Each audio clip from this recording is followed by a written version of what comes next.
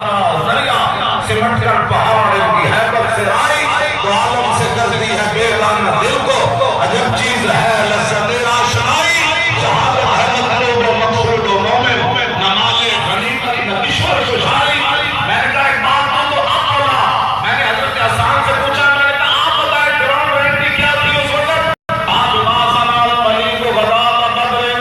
لناف المشرقین من نصیبی غداء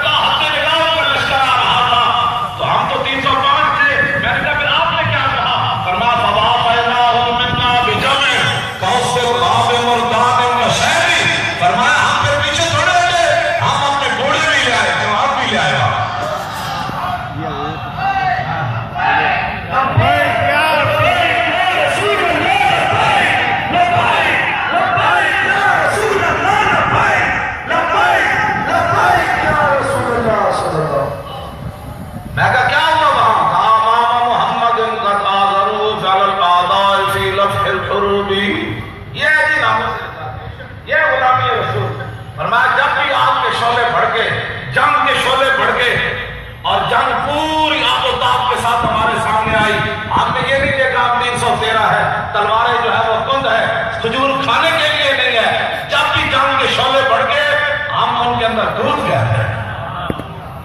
آج ہمیں گراؤنڈ ریڈی کرتے جو پاکستان اسلام کے نام پر بنا تھا وہاں نصاب سے میلاد النبی بھی نکال دیے تھے کون سی گراؤنڈ ریڈی کی باتیں کرتے ہمیں بھی سمجھاؤ ہم نے نہیں پڑھا گراؤنڈ ریڈی کی بات آج بالکل میں نے نہیں پڑھا تاریخ اسلام میں کچھ بھی نہیں میں نے ایسا پڑھا کہ جس میں گراؤنڈ ریڈی پر بات ہو صحابہ نے کہا نہیں چلیے میرے آقا نے فرمایا چلیے پھر حضور نے فرمایا چلیے کہ ساتھ میں دعا نہیں عرض کی تھی حضور بھیج لو کہ رات بڑے خراب ساتھ جب دوبارہ میرے آقا نے پوچھا تو ساتھ میں دعا عرض کی تھی سلح والا منشیدہ اللہ والا منشیدہ سالم منشیدہ آگے منشیدہ خود میں نمبالنا ماشیدہ بہادنا ماشیدہ حضور بدر پہ ہے کھڑیا بندے سے 305 بندے ہم 305 ہے کھانے کے لیے کھجوریں بھی نہیں آپ حکم کر دیں کیسر کسرا سے بھی جنگ چھیڑ کر رکھتے ہمیں کہتے ہیں آپ لبیک والے کیا کریں گے ہم کچھ بھی نہیں کریں گے ہمارا اتنا ہی کام ہے آپ بدر میں آ جائیں بس ہمیں لوگ نئے نئے سبق پڑھاتے ہیں میں نے کہا تو نے دین نہیں پڑھا تو پہلے پڑھ آج ہم دین کی پاور سے چل رہے ہیں دین اپنی پاور رکھتا ہے دین اپنی پاور رکھتا ہے دین ایسی پاور رکھتا ہے کہ جب دریائے دجلہ ویسے دجلہ پڑھتے ہیں میری غلطی بات میں کوئی نہ نکالے ویسے دجلہ پڑھتے ہیں ویسے عام میں پڑھ رہا ہوں دریائے دجلہ پر جب حضرت صاحب پہنچے انہوں نے پل توڑ دیے تو یہ نہیں کہا کہ آپ پل بنائیں گے پھر جائیں گے فرمایا اسلام اپنی پاور بھی رکھتا ہے آپ نے دریائے دجلہ کو فرمایا پار کرنا ہے لا دیں گے سلمان فارسی اور حضرت صاحب ایسے باتیں کرتے کرتے دریا میں داخل ہو گئے اسلام اپنی بھی کوئی پاور رکھتا ہے نا جی اب پلوں کی پاور تو ان کی تھی تو حضرت صاحب نے کہا اسلام اپنی پاور رکھتا ہے ہمیں بھی لوگ کیسے ڈراتے ہیں اب کیسے چلیں گے میں نے کہا ہمارا یہ مقصد نہیں ہے کیسے چلیں گے صحابہ نے یہ نہیں کہا حضور کیسے ہوگا پھر کیا ہوگا پھر جب صحابہ بدر میں پہنچے میں نے بدر میں جانا چاہتا ہے انسان سنوں گا یا سنوں پہلے شرط یہ تم کام کرو پھر جب تم کرو گے تو یا سنوں پھر مدد آ ہی جائے گی ادھر سے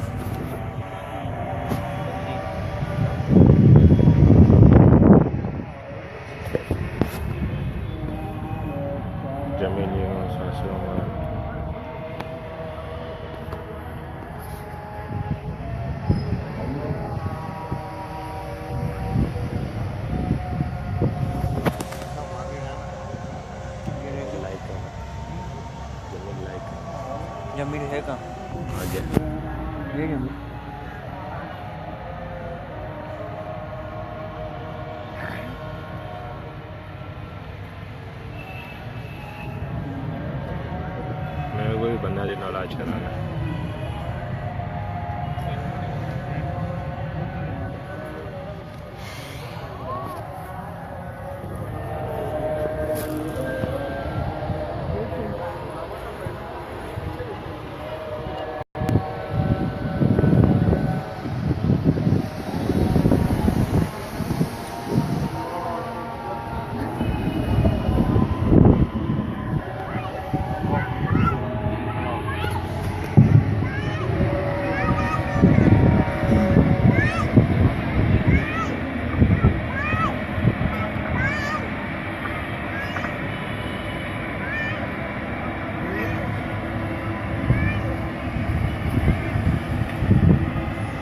توجہ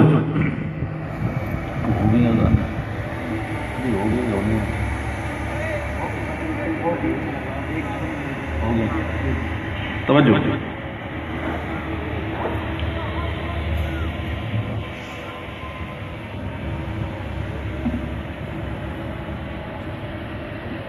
میرے آقا و مولا صلی اللہ تعالی علیہ وآلہ وبارک وسلم، حضور نے خود فرمایا، انس بن مالک راوی ہے، جو لوگ تکالیف سے اور اذیتوں سے ڈرتے ہیں، انس بن مالک کہتے ہیں قال قال رسول اللہ صلی اللہ تعالی علیہ وسلم لقد اخفت فی اللہ وما یخاف احد، میرے آقا نے فرمایا جتنا دنیا میں مجھے ڈرایا گیا کسی کو نہیں ڈرایا۔ یہ حضور نے خود فرمایا، وَلَقَدْ أُوذِيتُ فِي اللَّهِ وَمَا يُؤْذَى أَحَدٌ، فرمایا جتنا دنیا میں مجھے ستایا گیا نا کسی کو نہیں ستایا۔ اب ہمیں تو کچھ بھی نہیں ہوا، ہم ہتھکڑی بھی نہ لوا سکے اور کہتے ہیں دین کے وارث ہیں۔ میں تو یہ حدیثیں پڑھ کے ویسے بھی میں نے کبھی نہیں بیان کی، جو حضور کے نام پر ہتھکڑی نہ لگا سکا وہ ایسے یہاں اس کو میں سناؤں کہ حضور کو یہاں پتھر مارا گیا۔ میں نے ایسا صوفیزم نہیں پڑھا، ہاں میں نے بڑی تلاش کی، ہاں جی میں نے بڑا تلاش کیا کہ کسی صحابی کے بارے میں مجھے مل جائے کہ رسول اللہ کو ستایا جا رہا تھا اور وہ گھر بیٹھے ہوئے تھے، مجھے نہیں ملی وہ حدیث، بلکہ بلا وجہ جو لوگ یہ ہم نے بتایا ہی نہیں دنیا کو کہ حضور ناراض بھی ہوتے ہیں۔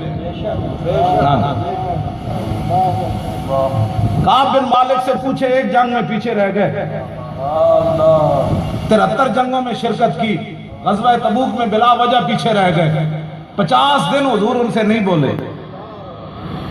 حضور کے دین کا مذاق اڑایا جا رہا اور میں مولوی خاتم اپنی پگڑی کی حفاظت کرتے پھرے کہ مجھے کچھ نہ ہو، اور پھر کہ میں عاشق رسول بھی ہوں، میں نے ایسا دین نہیں پڑھا۔ مجھے میرے بارے میں لوگ کہتے ہیں یہ سخت باتیں کرتا ہے،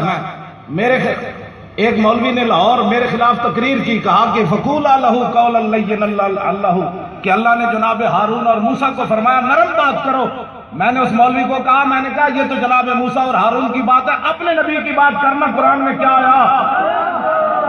یا ایھا النبی جاہد الکفار، میں کہا بھائی ہاں واغلظ ہے، اور یا ایھا النبی حرض المؤمنین علی القتال کا کیا معنی ہے؟ حرض کا کیا معنی ہے جناب؟ میں نے کہا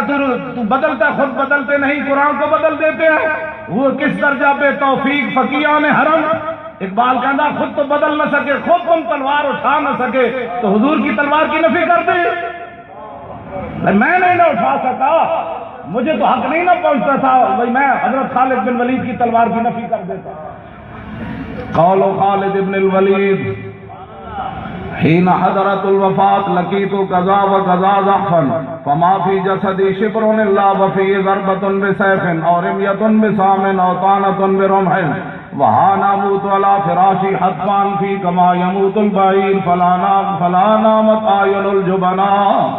بسم اللہ، میں جس اسلام کی بات کرتا ہوں وہ اسلام یہ ہے، بسم اللہ الرحمن الرحیم، من خالد بن الولید الى رستم و مہران و ملأ فارس والسلام علی من اتبع الہدی، اما بعد فإنا ندعوکم الی الاسلام فإن ابیتم وآتوا الجزیۃ عن ید وانتم صاغرون فإن ابیتم انما انا قوما یحبون الموت کما یحب الاعاجم الخمر فقال ما هان انا قد علمنا انما اخرجكم من بلادكم الجهد والجوع فهلموا إلي أعطي كل رجل منكم عشرة دنانير وكسوة وطعاما وترجعون إلى بلادكم فإذا كان من العام المقبل بعثنا لكم بمثلها. فقال خالد إنه لم يخرجنا ما ذكرت غيره إنا قوم نشرب الدماء وإنه بلغنا أنه لا دم أطيب من دم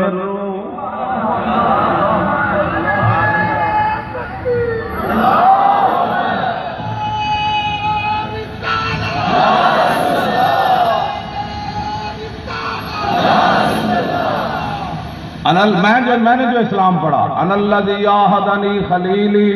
ونحن بالصفق لدى النخیل اللہ الدار فی القیولی اضرب بسیف اللہ والرسول. میں نے جو اسلام پڑھا غزوہ خندق کے موقع پر صحابہ نے یہاں مٹی اٹھائی ہوئی پیٹ پر پتھر باندھے ہوئے، یہ نہیں کہا حضور آپ نے ہمیں لڑانا ہی ہے یا اور بھی کوئی کام ہے، حضور روٹی بھی نہیں دیتے تو آپ پھر ہمیں کہتے ہیں جناب مٹی اٹھاؤ. جب مٹی اٹھائی تو دنیا والوں کو بتا دیا نحن الذین بایعوا محمدا علی الجہاد ما بقینا ابدا. اور غزوہ خیبر کی طرف جاتے ہوئے آدھی رات کے وقت عامر بن اقوا کیا پڑھتے ہیں اللہم لولا انت ما تدینا ولا تصدقنا ولا صلینا فاغفر فداء لك ما ابقینا والقیا سکینۃ علینا وثبت الاقدام الا کینا انا اذا صیح بنا بینا. حضرت خبیب بن عدی تختہ دار پر کھڑے. میں نے جو اسلام پڑھا وہ تو یہ ہے تختہ دار پر کھڑے ہیں تو کیا فرماتے ہیں میں ڈر گیا. آپ کا جسم کاٹا جا رہا تھا، ہاں جی آپ کا جسم ایک ایک ٹکڑا کیا جا رہا تھا تختہ دار پر. لقد جمع الاحزاب حولی ولبوا قبائلهم واستجمعوا كل مجمعی وكلهم مبدل العذاب جاهد علي لأني في وساق لمضيعي وقد جمعوا أبناء ونساء وقربت من جزع طويل ممنعي وقد خيروني الكفر والموت دونا وقد حملت عيناي من غير مجزعي فلست بمبدل للعدو تخشعا ولا جزعا إني إلى الله مرجعي فذو الله صبرني على ما يراد بي فقد بدأوا لحمي وقد ياس مطمعي إلى الله يشكو غربتي ثم قربتي وما صد الأحزاب لي عند مسرعي فلست بالي حين أقتل مسلما على أي جنب كان لله مسرعي وذلك في ذات الإله وإن يشاء يبارك على أوصال شلم ممزعي. میں نے تو یہ اسلام پڑھا توجہ اور نرم پالیسی کی باتیں کرنے والے عمرہ قضا کے موقع پر میرے آقا اوپر تشریف لا رہے ہیں، اونٹنی کے اوپر جلوہ گر ہیں اور درباری شاعر عبداللہ بن روار نکیل پکڑے ہوئے حرم کعبہ میں داخل ہو رہے ہیں اور آگے دیکھا کہ وہ سارے کھڑے ہیں جنہوں نے حضور پر روجریاں پھینکی اور وہ کھڑے ہیں جنہوں نے گزشتہ سال رسول اللہ کو روکا اور وہ بھی کھڑے ہیں جنہوں نے صدیق اکبر کو مارا، وہ بھی کھڑے ہیں جنہوں نے حضرت بلال کو مارا، وہ بھی کھڑے ہیں جنہوں نے حضرت حباب کے جسم پر سوراخ کیے، وہ بھی کھڑے ہیں جنہوں نے حضور کی صاحبزادی کو اونٹ سے گرا دیا تھا. تو حضرت عبداللہ بن رواحہ کی آنکھوں سے شعلے نکلے. آپ نے فرمایا خلوا بنی الکفار عن سبیلی الیوم نضربکم علی تنزیلی ضربا یزیل الہام عن مکیلی ویذل الخلیل عن خلیلی. میں نے جو اسلام پڑھا وہ تو یہ ہے. مجھے اگر کوئی میں بڑی کتابیں تلاش کرتا ہوں بھائی میرے لیے کوئی سہولت نکل آئے میں بیٹھ کر پڑھا تسبیح چلاتا رہوں، معذور آدمی ہوں، لیکن مجھے ملا نہیں اس لیے کہ میں نے دیکھا کہ 86.5 سال عمر ہے حضرت عمر بن مادی کرب کی جنگ یرموک میں ضرورت پڑ گئی وہ بھی چلے گئے. نابینا صحابی عبداللہ ابن ام مکتوم وہ بھی چلے گئے. صحابہ نے کہا آپ کیا کریں گے آپ تو نابینا ہیں. آپ نے فرمایا یار سنا ہے وہ جنگ بڑی جو ہے وہ سخت جنگ ہے. تو میں نے سنا ہے کافروں کی تعداد 3.5 لاکھ کے قریب ہے اور ہماری تعداد تھوڑی ہے، مجھے ساتھ لے چلو. میں کہا کیا کرو گے؟ جھنڈا مجھے پکڑا دینا، اگر کوئی بھاگنے کی صورت آئی تو میری تو آنکھیں نہیں ہیں، میں تمہارا جھنڈا اٹھا کے کھڑا رہا. میں نے تو یہ اسلام پڑھا. اب میں نے یہ پڑھا ہی نہیں ہے کہ جب رسول کیوں جی میں نے یہ پڑھا ہی نہیں ہے. میں نے یہ اسلام پڑھا کہ حدیث زید فبعثنی رسول اللہ صلی اللہ تعالی علیہ وسلم يوم عود لطلب سعد بن الربيع وقال إن رأيته فاقره منا السلام وقل له كيف تجدك فأصبته وهو في آخر رمق وبه وبه 70 ضربة ما بين طعنة برمح وضربة بسيف ورمية بسام فقلت أمرني رسول الله صلى الله تعالى عليه وسلم أن أنظر إليك في الأحياء أنت في الأموات فقال أنا في الأموات أبلغ رسول الله عني السلام وقل له إن سعد بن الربيع يقول جزاك الله تعالى خيرا ما جزى نبيا عن أمته وقل له إني أجد ريح الجنة يوم أحد وأبلغ قومك عني السلام وقل لهم إن سعد بن الربيع يقول لكم إنه لا عذر لكم عند الله أن يخلص إلى رسول الله ومنكم عين تطرف. میں نے تو یہ اسلام پڑھا